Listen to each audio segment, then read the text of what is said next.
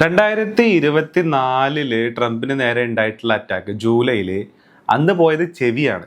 അതായത് ചെവിൻ്റെ ഒരു തുഞ്ച് അടിച്ചിട്ടാണ് ആ ഉണ്ട പോയത്. അതൊരു ഇച്ചിരി മില്ലി എന്ന മീറ്റർ ഒരിച്ചിരി ഇങ്ങോട്ട് മാറിയിരുന്നെന്നുണ്ടെങ്കിൽ തല തുളഞ്ഞു പോയാൽ അതാണ് ആ അറ്റാക്ക്. അപ്പോൾ അത്രയ്ക്കൊന്നും വരുന്നില്ല എന്നുണ്ടെങ്കിലും ഇപ്പം ഇന്നലെ നടന്നിട്ടുള്ള അറ്റാക്കും ട്രംപിനെ സംബന്ധിച്ചിടത്തോളം അതൊരു ക്രൂഷ്യൽ അറ്റാക്ക് തന്നെയാണെന്നുള്ളതാണ്. കാരണം അമേരിക്കയിലെ ഒരു പ്രസിഡന്റിന് നേരെ തുടർച്ചയായിട്ടുള്ള രീതിയിൽ പലതരത്തിലുള്ള അസാസിനേഷൻ അറ്റംപ്റ്റുകൾ നടക്കുക എന്ന് പറയുന്നത് തന്നെ വിച്ച് ഈസ് വെരി ക്രൂവൽ.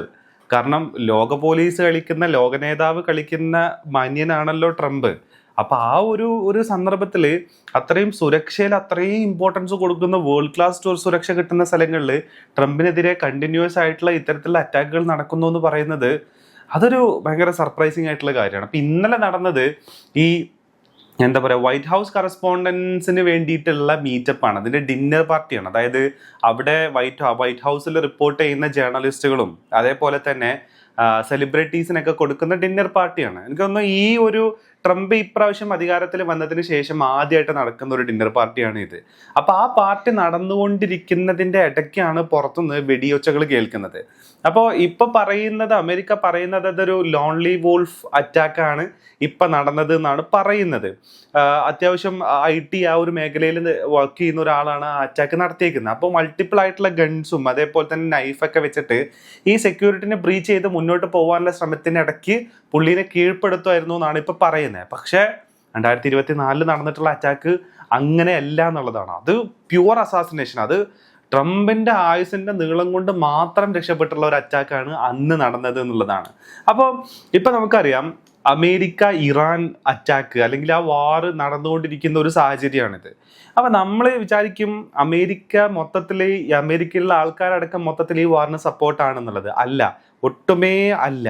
ഇത് അമേരിക്കൻ എസ്റ്റാബ്ലിഷ്മെന്റിന്റെയും അമേരിക്കൻ ഡീപ് സ്റ്റേറ്റിന്റെയും മാത്രം താല്പര്യമാണ്. ആ രാജ്യത്തെ ജനങ്ങളുടെ താല്പര്യമൊന്നും ഇതല്ല. അതിനൊരു ഉദാഹരണമാണ് പഴയ വെറ്ററൻസിന്റെ സംഘടനകൾ അല്ലെങ്കിൽ അവരുടെ കൂട്ടായ്മകൾ ഈ വാറിനെതിരായിട്ട് പ്രവർത്തിക്കുന്നത്, അല്ലെങ്കിൽ വാറിന് എഗെയിൻസ്റ്റ് ആയിട്ടുള്ള ക്യാമ്പയിൻസും അതേപോലെ തന്നെ പ്രൊട്ടസ്റ്റുകളും മുന്നോട്ട് പോകുന്നുണ്ട്. അവരെയൊക്കെ ഡെയിലി അറസ്റ്റ് ചെയ്യുന്നുണ്ട്. മാത്രമല്ല സോഷ്യൽ മീഡിയയിലും തന്നെ ഈ പറയുന്ന ഇസ്രായേലിന് വേണ്ടിയിട്ട് അമേരിക്ക നടത്തുന്ന വാർ, അതായത് ഇപ്പൊ ഏതെങ്കിലും തരത്തിൽ അമേരിക്കക്ക് ഒരു ത്രെട്ട് ആണെന്നുണ്ടെങ്കിൽ ആ ത്രെട്ടിനെ എന്താ പറയാ കണ്ടെയ്ൻ ചെയ്യാൻ വേണ്ടിയിട്ട് അമേരിക്കൻ പട്ടാളക്കാർ അതിന് എഗെയിൻസ്റ്റ് ആയിട്ട് പ്രവർത്തിക്കുക എന്ന് പറയുന്നത് ഓക്കെ, നമുക്കത് മനസ്സിലാക്കാം. അത് അവർക്ക് അതിനൊരു വീറും വാശിയും സ്വന്തം രാജ്യത്തെ സംരക്ഷിക്കാൻ വേണ്ടിയിട്ടുള്ളതാണെന്നുള്ള തോട്ട് ഉണ്ടാവും. പക്ഷെ ഇതങ്ങനെയല്ല. വേറെ എവിടെയോ കിടക്കുന്ന വേറൊരു രാജ്യത്തിന് വേണ്ടിയിട്ട് ഞങ്ങൾ എന്തിനു സഹിക്കണം, ഞങ്ങൾ എന്തിനു കൊല്ലപ്പെടണം, ഞങ്ങൾ എന്തിന് ബോംബും അതേപോലെ തന്നെ വെടിയുണ്ടകളും പായുന്ന സ്ഥലത്തേക്ക് ഞങ്ങൾ എന്തിന് പോകണം എന്നുള്ള വളരെ സിമ്പിൾ ആയിട്ടുള്ള ലോജിക്കൽ തോട്ടാണ് അവിടെ വർക്ക് ചെയ്യുന്നത് എന്നുള്ളതാണ്. അപ്പോൾ ഈ സാഹചര്യങ്ങളെല്ലാം കൂടെ കമ്പൈൻ ചെയ്ത് നോക്കുന്ന സമയത്ത് ഈ പറയുന്ന പ്രസിഡന്റിന്റെ ജനപ്രീതി എത്രത്തോളം ഉണ്ട് എന്നുള്ളത് നമുക്ക് മനസ്സിലാക്കാൻ പറ്റും. നമ്മളൊരു ഉദാഹരണമായിട്ട് പറയുകയാണെന്നുണ്ടെങ്കിൽ ഇപ്പോൾ കൊല്ലപ്പെട്ട US പ്രസിഡന്റുമാരെ നമ്മളെടുത്ത് നോക്കുകയാണെന്നുണ്ടെങ്കിൽ ഇപ്പൊ നമുക്ക് അതിനകത്ത് ആദ്യത്തെ ഒരു പേരായിട്ട് നമുക്ക് കാണാൻ പറ്റുന്ന അബ്രഹാം ലിങ്കന്റെ പേരാണ്. 1865 കൊല്ലപ്പെടുന്നത്. അപ്പൊ അതിന്റെ ഒരു കാരണമായിട്ട് പറയുന്നത് സിവിൽ വാറിന് ശേഷമുള്ള രാഷ്ട്രീയ വൈരാഗ്യം എന്നാണ് പറയുന്നത്. ജോൺ വിൽക്സ് ബൂത്ത് എന്ന് പറയുന്ന മനുഷ്യനാണ് ഇദ്ദേഹത്തെ വെടിവെച്ചത്. അപ്പോൾ നമുക്കറിയാം അമേരിക്കയിൽ എക്കാലത്തും അമേരിക്ക എന്ന് പറയുന്ന ഏറ്റവും സോഫിസ്റ്റിക്കേറ്റഡ് ആയിട്ടുള്ള സെക്യൂരിറ്റി സിസ്റ്റം ഉള്ള രാജ്യം എന്ന് നമ്മൾ മുന്നോട്ട് വയ്ക്കെങ്കിലും അവിടുത്തെ കൊല്ലപ്പെട്ട പ്രസിഡന്റുമാരുടെ എണ്ണം നോക്കുകയാണെന്നുണ്ടെങ്കിൽ അത് കുറച്ച് വലുത് തന്നെയാണ്. അപ്പോൾ എക്കാലത്തും എസ്റ്റാബ്ലിഷ്മെന്റിന്റെ താല്പര്യം ജനങ്ങളുടെ താല്പര്യം എന്നും കോൺട്രഡിക്ടറി ആയിട്ട് നിന്നിട്ടുണ്ട് എന്നുള്ളതാണ്. ഇപ്പൊ നമ്മൾ വേറൊരു പേര് നോക്കുകയാണെന്നുണ്ടെങ്കിൽ ജെയിംസ് A. ഗാർഫീൽഡ് 1881 കൊല്ലപ്പെടുന്നത്. പേഴ്സണൽ ഗ്രീവിയൻസ്, ജോബ് കിട്ടാത്തത് എന്നുള്ളതാണ് അതിന്റെ കാരണമായിട്ട് പറയുന്നത്. പിന്നെ വില്യം മക്കിൻലി കൊല്ലപ്പെട്ടത് 1901. കാരണം എന്ന് പറയുന്നത് അനാർക്കിസ്റ്റ് ആണ്. പിന്നെ പറയുന്നത് ജോൺ F. കെന്നഡിയാണ്. അതായത് ഇന്നും എന്തിന് കൊല്ലപ്പെട്ടു, ആര് കൊല്ലപ്പെട്ടു, എന്താ പറയുക, എന്തായിരുന്നു ഇതിന്റെ മോട്ടീവ്, ആരാണ് അതിന്റെ പിന്നിൽ പ്രവർത്തിച്ചത് എന്ന് ഇന്നേ വരെ കണ്ടെത്താത്ത ഒരു കുപ്രസിദ്ധമായിട്ടുള്ള കൊലപാതകമായിരുന്നു ജോൺ F. കെന്നഡിയുടെ കൊലപാതകം. ബാക്കിൽ നിന്ന് വെടിയുണ്ട തറച്ചിട്ട് മുന്നിലൂടെ ഉണ്ട പുറത്തോട്ട് പോയി. അത്രയും വലിയ അറ്റാക്കാണ് ജോൺ F. കെന്നഡിക്ക് നേരെ നടന്നിട്ടുള്ളത്. അത് ആര് ചെയ്തു നിന്നവരെ കണ്ടെത്താൻ പറ്റിയിട്ടില്ല. പല തരത്തിലുള്ള തിയറികൾ അതിന്റെ പുറകിലുണ്ട്. അത് നടത്തിയത് FBI തന്നെയാണെന്നും പറയുന്നുണ്ട്. അതായത് ഈ ജോൺ എഫ് കെന്നഡിയുടെ ഒക്കെ കാലത്ത് ഇവർ പല രാജ്യങ്ങളിലേക്കും അതായത് 1963 അതായത് വേൾഡ് വാറിന് ശേഷം അമേരിക്ക ഒരു വലിയ ടോപ്പ് പവറായിട്ട് നിൽക്കുന്ന സമയത്താണ് ഇത് സംഭവിക്കുന്നത്. ഇവർക്ക് ഇഷ്ടമില്ലാത്ത രാജ്യങ്ങളിൽ എന്താ പറയുക, അട്ടിമറികൾ നടത്തുക, അവിടുത്തെ പ്രസിഡന്റിനെ പുറത്താക്കുക, അതേപോലെ തന്നെ ഇവരുടെ കളിപ്പാവുകൾ അവിടെ കൊണ്ടുവന്ന് വെക്കുക. ഇങ്ങനെ ലോകത്തുള്ള എല്ലാ രാജ്യങ്ങളിലും പോയി ഇടപെട്ട് അവിടെ എല്ലാം കുളം കലക്കി കുട്ടിച്ചോറാക്കി നടന്നുകൊണ്ടിരുന്ന ഒരു സമയത്താണ് FBI ഈ ഒരു കളീനെ നമ്മുടെ John F Kennedy actually control ചെയ്യുന്നത്. ഈ പണി ചെയ്യാൻ പാടില്ല എന്ന് പറഞ്ഞിട്ടുള്ള പരിപാടിയിലോട്ടൊക്കെ പോകുന്നത്. മാത്രമല്ല ശീതയുദ്ധം നിലനിൽക്കുന്ന ഒരു സമയം കൂടിയാണ്. അതായത് ക്യൂബൻ മിസൈൽ പ്രതിസന്ധിയൊക്കെ നിൽക്കുന്ന സമയത്താണ് ഈ ഒരു കൊലപാതകം നടന്നത്. അപ്പോൾ ഈ ഒരു കൊലപാതകത്തിന്റെയും ഒരു അറ്റാക്കിന്റെയും ഏറ്റവും വലിയ എന്താ പറയുക മുന ചൂണ്ടുന്നത് അന്നും FBI-ക്കാണ് എന്നുള്ളതാണ്. അതായത് അമേരിക്കൻ ഇന്റലിജൻസ് ഏജൻസികൾക്കും കൂടെ ഈ പറയുന്ന ഇതിന്റെ ഉത്തരവാദിത്വം അല്ലെങ്കിൽ ഇതിന്റെ ചൂണ്ടുമുന നീണ്ടു പോകുന്നുണ്ട് എന്നുള്ളതാണ്. അപ്പൊ ഇങ്ങനെ കുറെ ആൾക്കാരെ എന്താ പറയാ അമേരിക്കൻ എസ്റ്റാബ്ലിഷ്മെന്റിന്റെ അതായത് അമേരിക്കൻ എസ്റ്റാബ്ലിഷ്മെന്റിൽ കൊല്ലപ്പെട്ടിട്ടുണ്ട്, പ്രസിഡന്റുമാർ തന്നെ കൊല്ലപ്പെട്ടിട്ടുണ്ട് എന്നുള്ളതാണ്.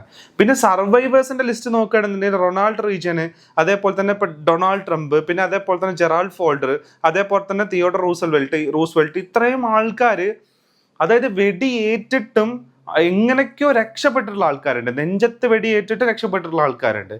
അപ്പോൾ എല്ലാ കാലത്തും നമ്മൾ ഇന്ന് കാണുന്ന രീതി തന്നെ American establishment, American deep state, ഈ ആളുകളുടെയൊക്കെ ഉദ്ദേശം, ഇവരുടെയൊക്കെ അഭിലാഷങ്ങൾ അല്ലെങ്കിൽ ഇവർ കാണുന്ന കാര്യങ്ങളും ഗ്രൗണ്ടിലുള്ള ആളുകളുടെ ഗ്രൗണ്ട് റിയാലിറ്റി എന്ന് പറയുന്നത് എപ്പോഴും കോൺട്രഡിക്ടറി ആയിട്ട് നിലനിൽക്കുന്നുണ്ട്. ഇപ്പൊ ചില സപ്പോർട്ടുകളൊക്കെ അവർക്ക് കിട്ടുന്നുണ്ടെങ്കിലും അത് ഏറ്റവും വലിയ എക്സാമ്പിൾ എന്ന് പറയുന്നത് ഈ കഴിഞ്ഞ ഇസ്രായേൽ ഗസ വാറും അതേപോലെ തന്നെ ഈ നടക്കുന്ന ഇറാൻ അമേരിക്ക വാർ തന്നെയാണ്. എന്തിന് ഞങ്ങൾ അവിടെ പോവണം എന്ന വളരെ ബേസിക് ആയിട്ടുള്ളൊരു ക്വസ്റ്റ്യൻ ആണ്. നമുക്ക് എന്ത് ത്രെട്ടാണ് ഉള്ളത് ഇസ്രായേലിനാണ്. ഇസ്രായേലിന് ഈ ത്രെട്ട് ഉള്ളത് തന്നെ ഇസ്രായേലിന്റെ ചെയ്തികൾ കൊണ്ടാണ്. ഇസ്രായേൽ ലോകത്തോടും ഇറാനോടും അതേപോലെ തന്നെ ഗസയോടും ലെബനോനോടൊക്കെ ചെയ്തിട്ടുള്ള ഇസ്രായേലിന്റെ ചെയ്തികൾ വെച്ചിട്ടാണ് ഇസ്രായേൽ അനുഭവിക്കുന്നത്. നമ്മൾ എന്തിനാ അവരെ സപ്പോർട്ട് ചെയ്യണം എന്നുള്ള വളരെ ബേസിക് ആയിട്ടുള്ള ഒരു ക്വസ്റ്റ്യൻ ആണ്. മാത്രമല്ല ഈ അമേരിക്കയിലെ ആയുധ ലോബിയുടെ കച്ചവടം അല്ലെങ്കിൽ അവരുടെ വരുമാനം അല്ലെങ്കിൽ അവരുടെ ലാഭം എപ്പോഴും പുറകോട്ട് പോകുന്ന സമയത്തൊക്കെ അമേരിക്ക പല സ്ഥലങ്ങളിൽ ഇടപെട്ടിട്ടുണ്ട്. ഇപ്പൊ നമ്മൾ നോക്കുകയാണെന്നുണ്ടെങ്കിൽ വിയറ്റ്നാമില്, ലിബിയയില്, സിറിയയില്, ഇറാഖില് ഇങ്ങനെ കുറേ രാജ്യങ്ങളിൽ ഇവരുടെ ഇടപെടലുകൾ നടത്തിയിട്ടുണ്ട്. ഇതെല്ലാം തന്നെ അവിടുത്തെ ഏറ്റവും ടോപ്പ് മോസ്റ്റ് അപ്പർ ക്ലാസ് സൊസൈറ്റിയിലുള്ള ഈ പറയുന്ന വാർലോഡ്സിനും അതേപോലെ തന്നെ ഈ പറയുന്ന ആയുധ കച്ചവടക്കാരുടെ ഒക്കെ താല്പര്യങ്ങളും കൂടെ മുൻനിർത്തിയിട്ട് അമേരിക്ക നടത്തിയിട്ടുള്ള വാറാണ്. പക്ഷെ ഫൈനലി ഇതിൻ്റെയൊക്കെ ബേർഡൻ വന്ന് കിടക്കുക അവിടുത്തെ കോമൺ ആയിട്ടുള്ള ആളുകളുടെ അടുത്താണെന്നുള്ളതാണ്. അപ്പൊ ഇത്തരത്തില് പൊളിറ്റിക്കലി എന്താ പറയുക ഡിഫറെൻ്റ് ആയിട്ടുള്ള ആശയമുള്ള ആൾക്കാർ അല്ലെങ്കിൽ പൊളിറ്റിക്കലി സപ്രസ്ഡ് ആയിട്ടുള്ള ആൾക്കാർ, അമേരിക്കയിൽ തന്നെ ഏറ്റവും വേഴ്സ്റ്റ് ആയിട്ടുള്ള പ്രസിഡന്റുമാരിൽ ഒരാളാണ് ട്രംപ് എന്നാണ് ഇപ്പൊ പറയുന്ന ആൾക്കാർ. ഇത്രയും വേഴ്സ്റ്റ് ആയിട്ടുള്ള ഒരു പ്രസിഡന്റ് ഉണ്ടായിട്ടില്ല എന്ന് പറയുന്നത്. കമല ഹാരിസ് അടക്കം അതിനെക്കുറിച്ച് പറഞ്ഞു. ഇപ്പൊ അവർക്ക് പൊളിറ്റിക്കലി ഡിവൈഡ് ഉണ്ടെന്നുണ്ടെങ്കിലും റിഫ്റ്റ് ഉണ്ടെന്നുണ്ടെങ്കിലും ഇത്തരത്തിലുള്ള വാക്കുകൾ ഉപയോഗിക്കുന്നത് വളരെ കുറവായിട്ടാണ് നമ്മൾ ഇത്രയും കാലം കണ്ടേക്കുന്നത്. പക്ഷേ അതൊക്കെ മറികടന്ന് പോകുന്ന രീതിയിലോട്ട് പുതിയൊരു രീതിനെ തന്നെ ക്രിയേറ്റ് ചെയ്യുന്ന രീതിയിലേക്ക് മാറി എന്നുള്ളതാണ്. ഡോളറിനെ വെന്റിലേറ്റർ ആക്കുന്ന രീതിയിലേക്ക്, അമേരിക്കയുടെ അലൈസിനെ പിണക്കുന്ന രീതിയിലേക്ക്, അതായത് ഇൻസ്റ്റന്റ് ആയിട്ട് ഇപ്പൊ തോന്നുന്ന കാര്യങ്ങൾ അങ്ങ് ചെയ്യാന്നുള്ളതാണ്. മാത്രമല്ല ഇറാനെതിരെ US പ്രസിഡന്റ് ഈ പറയുന്ന ന്യൂക്ലിയർ വാർ ഹെഡിനെ യൂസ് ചെയ്യാൻ പോകുന്നു എന്നുള്ള അല്ലെങ്കിൽ അങ്ങനെ ഒരു തീരുമാനം കൂടെ പുള്ളിക്ക് ഉണ്ടായിരുന്നു എന്നുള്ളത് കൂടെ പുറത്തു വരുന്നുണ്ട്. പക്ഷേ അതവിടുത്തെ കൗൺസിൽ അല്ലെങ്കിൽ അതിൻ്റെ ആൾക്കാർ അതിനെ കട്ടയിൽ ചെയ്തു അല്ലെങ്കിൽ അതിനെ തടഞ്ഞു വെച്ചു. ഇപ്പൊ ആ ഒരു അധികാരം ഈ സാധനങ്ങളൊന്നും ഇപ്പോൾ ഈ ട്രംപിന്റെ കയ്യിൽ ഇല്ല എന്ന് പറയുന്ന രീതിയിലുള്ള റിപ്പോർട്ടുകളും കൂടെ പുറത്തു വരുന്നുണ്ട് എന്നുള്ളതാണ്. അപ്പോൾ ഇങ്ങനത്തെയൊക്കെ സാഹചര്യത്തിനാണ് ട്രംപിന് 2024 ഏറ്റവും ക്ലോസ് റേഞ്ച് അറ്റാക്കിന് ശേഷം ഇപ്പോഴൊരു അറ്റാക്ക് നടന്നിരിക്കുന്നത് എന്നുള്ളതാണ്. അന്ന് ഒരു മില്ലിമീറ്റർ വ്യത്യാസത്തിലാണ് സത്യത്തിൽ ചെവിയാണ് പോയത്, തല പോകുന്നതിന് പകരം. ഇപ്പോൾ അത് വളരെ സക്സസ്ഫുൾ ആയിട്ട് അവർ ടാക്കിൾ ചെയ്തിട്ടുണ്ട് ഈ ഒരു പ്രശ്നത്തിനെന്നാണ് പറയുന്നത്.